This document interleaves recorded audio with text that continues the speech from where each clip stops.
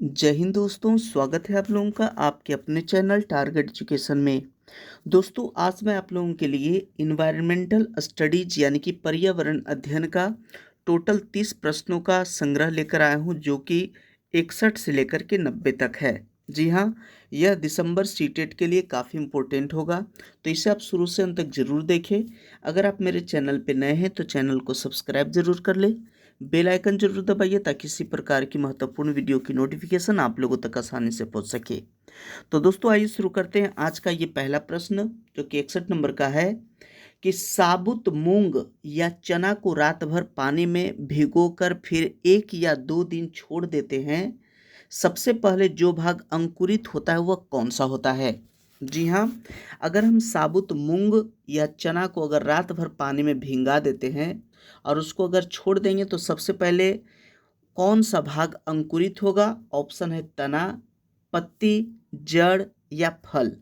तो दोस्तों, जो सबसे पहले जो अंकुरित होगा वह होगा जड़, इसलिए इसका सही आंसर है ऑप्शन सी। जी हाँ, जड़। नेक्स्ट है 62 नंबर का कि मांड की उपस्थिति को जांच के लिए आयोडीन के हल्के घोल से परीक्षण करने पर निम्न में से कौन सा रंग आता है। जी हाँ, अगर मंड की उपस्थिति को जांचा जाता है तो जांचने के लिए आयोडीन के हल्के घोल से परीक्षण करने पर कौन सा रंग आता है। ऑप्शन है नीला या काला, नीला बैंगनी, नीला नारंगी या नीला हरा। तो इसका सही आंसर होगा ऑप्शन ए, नीला काला। जी हाँ, जब मंड की उपस्थिति की जांच किया जाता है तो आयोडीन देने से वह नीला काला हो जाता है। जी हाँ, जब आलू पे अगर आयोडीन नमक छिड़का जाएगा तो वह भी कुछ देर के बाद नीला काला हो जाता है। नेक्स्ट है 63 नंबर का प्रश्न कि बेरी बेरी नामक रोग विषमता निम्न में से किस विटामिन की कमी से होती है। जी हाँ, बेरी बेरी जो रोग होता है वो किस विटामिन की कमी से होता है। यहाँ ऑप्शन दिया गया है vitamin B12, vitamin B2, vitamin B1 या विटामिन B3। तो दोस्तों, इसका सही आंसर होगा option C, vitamin B1। Next है 64 नंबर का प्रश्न कि पटसन का रेशा पटसन के पौधे के किस भाग से प्राप्त होता है। जी हाँ, जो पटसन का जो रेशा प्राप्त होता है दोस्तों, वह पटसन का जो पौधा होता है उसके किस भाग से प्राप्त होता है। ऑप्शन है बीज, पत्ती, फूल या तना। तो इसका सही आंसर हो जाएगा ऑप्शन डी, तना से। जी हाँ, पटसन का जो तना होता है उसी से पटसन का रेशा प्राप्त होता है। नेक्स्ट है 65 नंबर का प्रश्न कि निम्न में से कौन सा जड़ नहीं है। जी हाँ, जड़ कौन सा नहीं है। ऑप्शन दिया गया मूली, शकरकंदी, टेपियोका या आलू। तो दोस्तों, यहाँ आलू जो है वह तना है, इसलिए इसका सही आंसर होगा ऑप्शन डी। नेक्स्ट है 66 नंबर का कि निम्नलिखित में से कौन सा परजीवी पौधा है। जी हाँ, परजीवी पौधा कौन है जो दूसरे जीव पर निर्भर होता है उसे परजीवी कहते हैं। तो निम्नलिखित में से कौन सा परजीवी पौधा है। ऑप्शन है पीपल, अमरबेल, अंगूर या मनी प्लांट।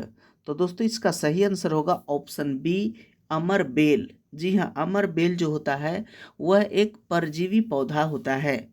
नेक्स्ट है 67 नंबर का कि निम्न में से कौन पौधों के बीज पशुओं द्वारा विस्थापित होते हैं। जी हाँ, किन पौधों के बीज पशुओं के द्वारा विस्थापित होते हैं।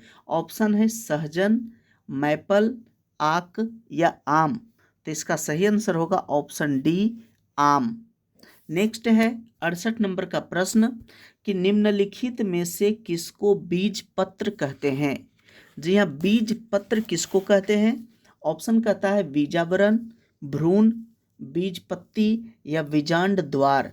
तो इसका सही आंसर हो जाएगा ऑप्शन सी, बीज पत्ती। जी हाँ, बीज पत्ती को ही बीज पत्र कहते हैं। 69 नंबर का प्रश्न है कि निम्न में से किन पौधों की जड़ों में नाइट्रोजन जोड़ने वाले बैक्टीरिया की ग्रंथियां नहीं होती है। जी हाँ, किन पौधों की जड़ों में नाइट्रोजन जोड़ने वाले बैक्टीरिया की ग्रंथियां नहीं होती है। ऑप्शन है स्वीट पी यानी कि मीठी मटर, बगीचे वाली मटर या तुलसी या मूंगफली? तो इसका सही आंसर हो जाएगा ऑप्शन सी। तुलसी के पौधा में नाइट्रोजन वाले बैक्टीरिया की ग्रंथि नहीं होती है। नेक्स्ट है 70 नंबर का प्रश्न कि पत्ती के सिराओं में छोटी सिराओं की व्याख्या का नाम क्या है, व्यवस्था का नाम क्या है? जी हाँ, पत्ती में सिराओं एवं छोटी सिराओं की व्यवस्था का नाम क्या है? ऑप्शन है पटल, सिरा विन्यास, मध्य सिरा या वृंत या पर्ण वृंत।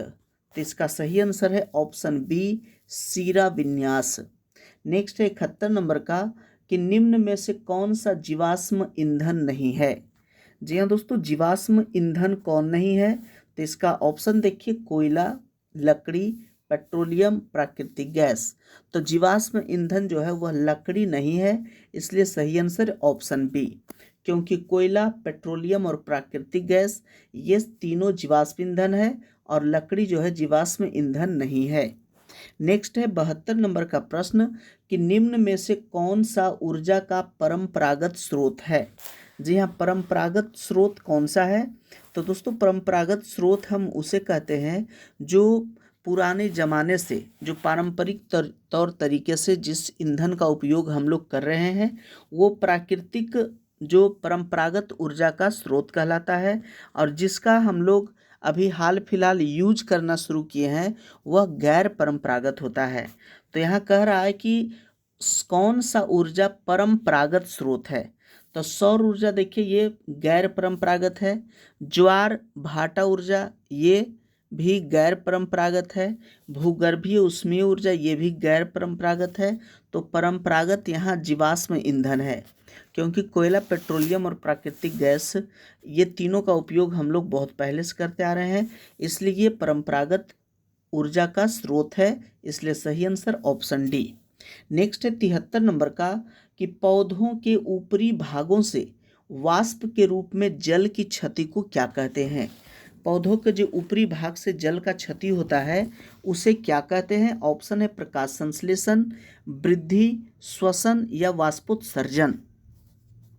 तो दोस्तों इसको कहा जाता है वाष्पोत्सर्जन। जी हाँ, प्रकाश संश्लेषण इसलिए नहीं कहेंगे क्योंकि प्रकाश संश्लेषण से पौधा जो है अपना भोजन को बनाता है, और वाष्पोत्सर्जन से क्या होता है कि पत्ते की जो पानी है वो वाष्प बन के उड़ जाता है। तो ये वाष्पोत्सर्जन जो है वह जल की क्षति पहुंचाता है। नेक्स्ट है 74 नंबर का। 74 में दिया गया है कि हिमालय में एप्पल एक औषधीय पौधा है जो उच्च क्षेत्रों में पाया जाता है, और इसे किस समूह में रखें? जी हाँ, जो हिमालय मेपल जो पौधा है एक औषधीय पौधा है, वो उच्च क्षेत्रों में पाया जाता है, इसे किस श्रेणी में रखें? तो इसका सही जो आंसर है वह है ऑप्शन सी, स्थानिक श्रेणी में। नेक्स्ट है 75 नंबर का कि हमारे सौर मंडल में कौन सा ग्रह पृथ्वी से छोटा है? जी हाँ, पृथ्वी से छोटा कौन सा ग्रह है? ऑप्शन है मंगल, बृहस्पति, बुध या शनि। तो इसका सही आंसर है ऑप्शन सी, बुध। जी हाँ, बुध जो है वो पृथ्वी से भी छोटा ग्रह है। नेक्स्ट है 76 नंबर का कि NCF 2005 के अनुसार प्राथमिक स्तर पर EVS का उद्देश्य निम्न में से कौन सा होना चाहिए? जी हाँ, EVS का उद्देश्य कौन सा होना चाहिए? तो इसका सही आंसर है ऑप्शन ए, लिंग संबंधी विषयों की तथा हास्याकरण के मुद्दों पर समालोचना करना। नेक्स्ट है 77 नंबर का प्रश्न, प्राथमिक स्तर पर EVS की एकीकृत प्रवृत्ति को निम्न में से कौन अनुमोदित करता है? जी हाँ, प्राथमिक स्तर पर EVS की एकीकृत प्रवृत्ति को निम्न में से कौन अनुमोदित करता है? तो इसका सही आंसर है ऑप्शन बी, यानी कि ए, बी तथा सी। जी हाँ, ए, बी तथा सी जो है वो प्राथमिक स्तर पर EVS की जो एकीकृत करने का जो अनुमोदन करता है वह है ए, बी और सी। ए में कहता है कि विज्ञान, सामाजिक विज्ञान तथा पर्यावरण शिक्षा की अवधारणाओं एवं मुद्दों का एकीकरण।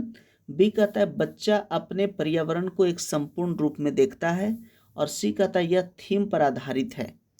डी क्यों नहीं है? क्योंकि इसमें कह रहा है कि इसमें विज्ञान एवं सामाजिक विज्ञान के विषय तथा उप विषय शामिल है, इसलिए डी नहीं है। नेक्स्ट है 78 नंबर का प्रश्न कि निम्न में से ईवीएस की शिक्षा से संबंधित, निम्न में से ईवीएस की शिक्षा के संबंध में कौन सा सही है? जी हाँ, कौन सा कथन सही है? तो यहाँ कहता है कि अनुभव द्वारा सीखना। जी हाँ, ईवीएस में अनुभव द्वारा सीखते हैं। फिर कहता है कि मूर्त से अमूर्त की ओर शिक्षा, ये भी सही है। सी कहता है ज्ञात से अज्ञात, ये भी सही है। और डी कहता है ईवीएस का प्रासंगिक स्वरूप, तो ये भी सही है। इसलिए इसका सही आंसर है ऑप्शन ए, बी, सी तथा डी। नेक्स्ट है 79 नंबर का। 79 में दिया गया है कि निम्न में से ईवीएस के पाठ्यक्रम का थीम कौन सा है? जी हाँ, ईवीएस के पाठ्यक्रम का थीम कौन सा है? ऑप्शन है कार्य एवं खेलकूद, चीज़ें जो हम बनाते हैं और करते हैं, जानवर या पेड़ पौधे। तो इसका सही आंसर है ऑप्शन बी, चीज़ें जो हम बनाते हैं और करते हैं। नेक्स्ट है 80 नंबर का कि एनसीईआरटी की ईवीएस पुस्तक का अंतरिक्ष में सुनीता आधारित है। अंतरिक्ष में सुनीता किस पर आधारित है? रोजमर्रा की चुनौतियां, असल जीवन की घटनाएं, वास्तविक लोग तथा उनके अनुभव या वास्तविक स्थान। तो इसका सही आंसर है ऑप्शन सी, वास्तविक लोग तथा उनके अनुभव। नेक्स्ट है 81 नंबर का। दोस्तों अगर वीडियो अच्छा लगे तो लाइक ज़रूर कीजिए। अगर आप मेरे चैनल पर नए हैं तो चैनल को सब्सक्राइब जरूर कर ले, बेल आइकन जरूर दबाइए ताकि इसी प्रकार की महत्वपूर्ण वीडियो की नोटिफिकेशन आप लोगों तक आसानी से पहुंच सके। 81 नंबर का प्रश्न है कि खाद्य पदार्थों के खराब होने तथा अपव्यय को संबोधित करने के लिए निम्न में से कौन से संसाधन का सुझाव उपयुक्त है?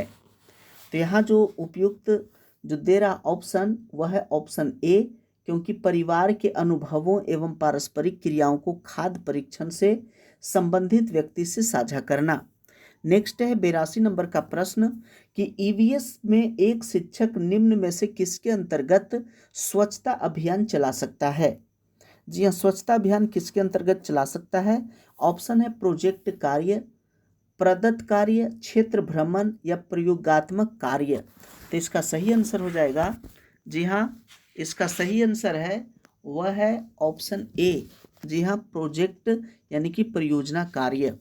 नेक्स्ट है 83 नंबर का कि एनसीईआरटी के ईवीएस के अध्याय 15 कक्षा 5 में उसी से ठंडा उसी से गर्म नामक डॉक्टर जाकिर हुसैन द्वारा रचित एक कहानी का प्रयोग किया गया है। इस कहानी का मुख्य उद्देश्य विकसित करना है। इस कहानी का मुख्य उद्देश्य क्या विकसित करना है? ऑप्शन है जल चक्र के प्रत्यय का, संघनन की प्रक्रिया, प्राथमिकता स्तर पर सांस लेने और छोड़ने की प्रक्रिया की समझ, या छात्रों की रुचियां। तो इसका सही आंसर है ऑप्शन सी, प्राथमिक स्तर पर सांस लेने और छोड़ने की प्रक्रिया की समझ। नेक्स्ट है 84 नंबर का कि ईवीएस की शिक्षा में रचनात्मक मूल्यांकन का संचालन करने का सबसे उपयुक्त उद्देश्य क्या है? तो दोस्तों इसका सबसे उपयुक्त उद्देश्य वह है ऑप्शन ए, क्योंकि विद्यार्थियों की मात्रात्मक एवं गुणात्मक प्रकृति को संबोधित करना। नेक्स्ट है 85 नंबर का कि ईवीएस का शिक्षक सदैव अपने पास एक डायरी व कलम रखता है तथा अपने छात्रों के प्रतिदिन के अर्थपूर्ण एवं दिलचस्प व्यवहार का अवलोकन करता है। शिक्षक प्रयोग करता है किसका? दृष्टांत वर्णन का, या पोर्टफोलियो का, क्रम निर्धारण मापनी का, या चेकलिस्ट का। तो दोस्तों इसका जो सही आंसर है वह है ऑप्शन ए, दृष्टांत वर्णन उपकरण का। नेक्स्ट है 86 नंबर का कि निम्न में से कौन सा ईवीएस के आकलन का सूचक हो सकता है? जी हाँ, ईवीएस के आकलन का सूचक कौन हो सकता है? ऑप्शन है अवलोकन, सहयोग, याद एवं प्रत्याहन। तो इसका सही आंसर है ऑप्शन ए, यानी कि ए और बी, यानी कि अवलोकन और सहयोग। जी हाँ, अवलोकन और सहयोग जो है वह आकलन का सूचक हो सकता है। नेक्स्ट है 87 नंबर का कि पर्यावरण अध्ययन के शिक्षक अपनी कक्षा में वास्तविक चुनौती है। पर्यावरण अध्ययन के शिक्षक अपनी कक्षा में वास्तविक चुनौती है, कौन सा है चुनौती? तो इसका सही आंसर है ऑप्शन सी, विद्यार्थियों को सीखने का अवसर देना। नेक्स्ट है 88 नंबर का कि निम्नलिखित में से क्या पर्यावरण अध्ययन के सीखने का प्रभावशाली संसाधन है? जी हाँ, प्रभावशाली संसाधन क्या है? कविताएं और कहानियां या पर्यावरण शिक्षा की पाठ्यपुस्तक, कार्यपत्रक या दृश्य? तो इसका सही आंसर है ऑप्शन ए, कविताएं और कहानियां। नेक्स्ट है 89 नंबर का, 89 में दिया गया कि निम्नलिखित में से क्या पर्यावरण अध्ययन की पाठ्यपुस्तकों के अतिरिक्त एक महत्वपूर्ण संसाधन हो सकता है? जी हाँ, पर्यावरण अध्ययन की पाठ्यपुस्तकों के अलावे एक महत्वपूर्ण संसाधन कौन सा हो सकता है? तो इसका सही आंसर है ऑप्शन ए, समुदाय के सदस्य।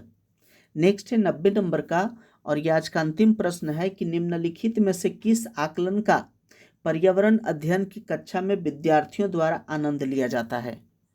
जी हाँ, आकलन का जो हम लोग आकलन करते हैं पर्यावरण अध्ययन की कक्षा में, तो विद्यार्थियों द्वारा आनंद लिया जाता है वो कौन सा आकलन में? पोर्टफोलियो द्वारा आकलन या पेपर पेंसिल परीक्षण, मौखिक प्रश्न या पेपर पेंसिल परीक्षण की प्रतिपुष्टि? तो इसका सही आंसर है ऑप्शन ए, पोर्टफोलियो द्वारा आकलन में।